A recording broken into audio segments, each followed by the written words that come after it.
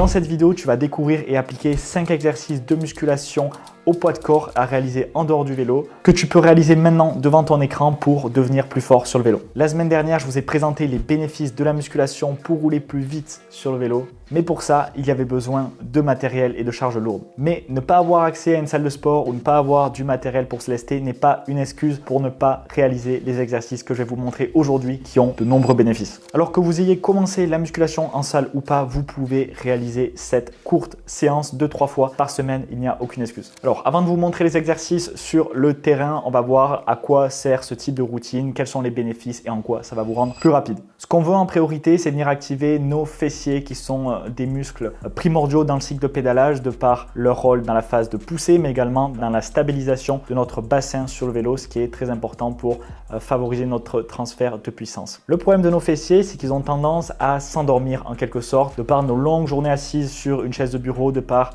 les transports, les trajets en voiture, etc.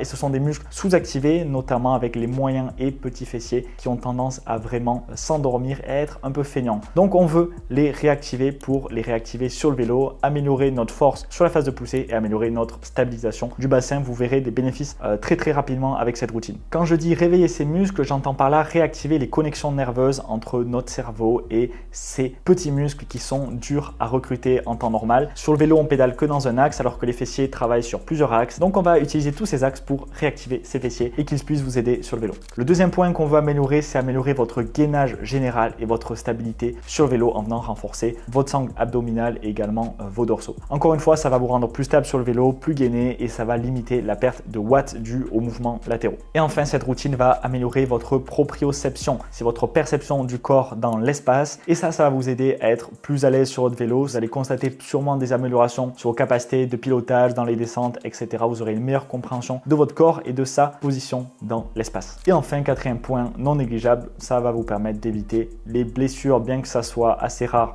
sur le vélo, en venant renforcer toutes ces zones, en venant améliorer vos stabilisateurs. Vous allez vous prévenir des blessures, mais surtout limiter les douleurs sur le vélo. Et ça, c'est très important. Mais surtout, une courte routine d'entraînement comme ça, sans matériel, amène quasiment aucune fatigue. Le rapport bénéfice-risque de cette routine est donc très favorable. Je vous invite donc à la suivre dès maintenant. Je me mets en tenue et on part sur le terrain. Bon, on se retrouve dans la salle de sport. On est parti pour la routine avec 5 exercices clés. Un premier exercice où c'est une forme dérivée du squat. On va faire un deuxième exercice de gainage également avec des pompes pour travailler le haut du corps.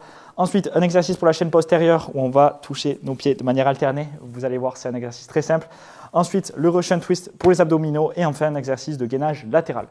Donc le premier exercice, c'est le squat good morning. Good morning parce que vous allez en premier lieu vous pencher vers l'arrière. C'est les fesses qui guident le mouvement. Un squat classique, c'est une simple flexion de genoux. Vous allez vous concentrer sur les quadriceps et les fessiers. Mais cette fois-ci, c'est les fesses qui partent en premier en vous penchant en avant. Et vous allez sentir une tension sur tous les ischios et les fessiers dans un premier temps. Donc vous penchez en arrière, les fessiers guident le mouvement et ensuite vous tombez dans une position de squat. Et vous réalisez cet enchaînement. Voilà. Donc normalement, vous allez bien sentir la tension dans la chaîne postérieure et également une tension sur les quadriceps. Et vous allez réaliser 15 à 20 répétitions de squat de ce type. Et on peut commencer le deuxième exercice avec les pompes shoulder tap. Donc vous mettez dans une position de pompe. Donc vous faites une flexion. Une fois que vous êtes en haut, vous devez toucher l'épaule opposée avec votre main.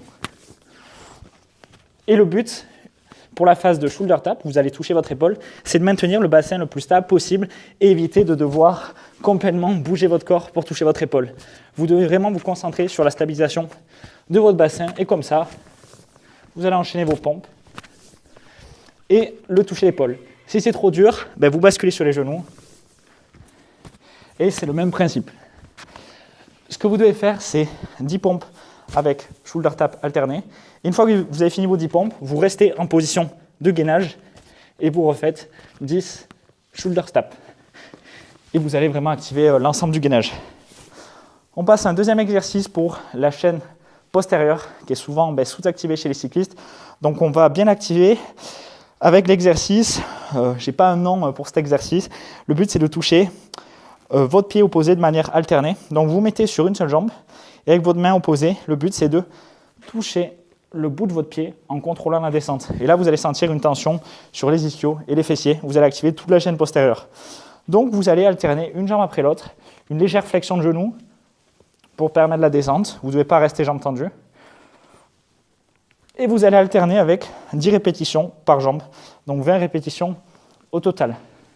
Vous pouvez aussi prendre une charge. Au lieu de toucher le pied, vous allez partir vers l'avant, une jambe après l'autre, et rapprocher le poids du sol. Et pareil, vous alternez. Donc voici le deuxième exercice pour la chaîne postérieure. Vous faites 10 répétitions par jambe, et maintenant on va passer de nouveau sur les abdos. On va faire l'exercice du Russian twist où vous devez engager les obliques en alternant un toucher des deux côtés, où vous pouvez mettre vos mains au centre, peu importe. Ce qui compte, c'est créer une rotation du buste d'un côté et de l'autre pour engager les obliques. Vous pouvez même prendre un petit poids pour renforcer le travail, parce qu'à vide, ça peut rapidement être trop facile. Et vous allez le faire pendant 45 secondes. Et enfin, dernier exercice de cette petite routine, le gainage latéral. Donc vous mettez sur le coude. L'ensemble de votre corps doit être aligné, donc de la tête jusqu'aux pieds. Si c'est trop facile pour vous, vous pouvez rajouter 2 variations. La première, c'est de descendre votre bassin et de remonter. Et sinon, vous pouvez basculer le bras en dessous, vous enroulez votre buste et vous allez remonter de l'autre côté. Et cela, vous allez le faire pendant 30 secondes et vous basculez de l'autre côté. Et donc, vous avez 1 minute de gainage latéral. Donc, pour récapituler la routine, vous allez réaliser 15 à 20 squats good morning. Donc, vous penchez en arrière et vous descendez en flexion. Ensuite, 10 pompes shoulder tap, 10 shoulder tap normal, sans les pompes. Ensuite, le toucher de pied alterné, donc 10 répétitions par jambe. Le Russian twist pendant 45 secondes. Et enfin, le gainage alterné, 30 secondes de chaque côté. Et vous partez pour 2 à 4 tours en fonction de votre temps disponible. Et ça, vous le faites 2 à 3 fois par semaine également. C'était tout pour cette vidéo. Voilà, c'est tout pour cette vidéo. Si vous voulez commencer la musculation de manière sérieuse avec des charges lourdes, je vous renvoie vers le guide complet que j'ai publié la semaine dernière. C'est le premier lien dans la description. Voilà, la chaîne reprend à fond. Il y a une vidéo toutes les semaines. Donc, je vous invite à vous abonner à la chaîne YouTube pour ne pas rater les prochaines. Dites-moi dans les commentaires ce que vous avez pensé de cette petite routine. Dites-moi si vous avez déjà des routines de base. Je vais tous vous lire et vous répondrai. C'était Antonin pour la science du cyclisme et je vous dis à la semaine prochaine.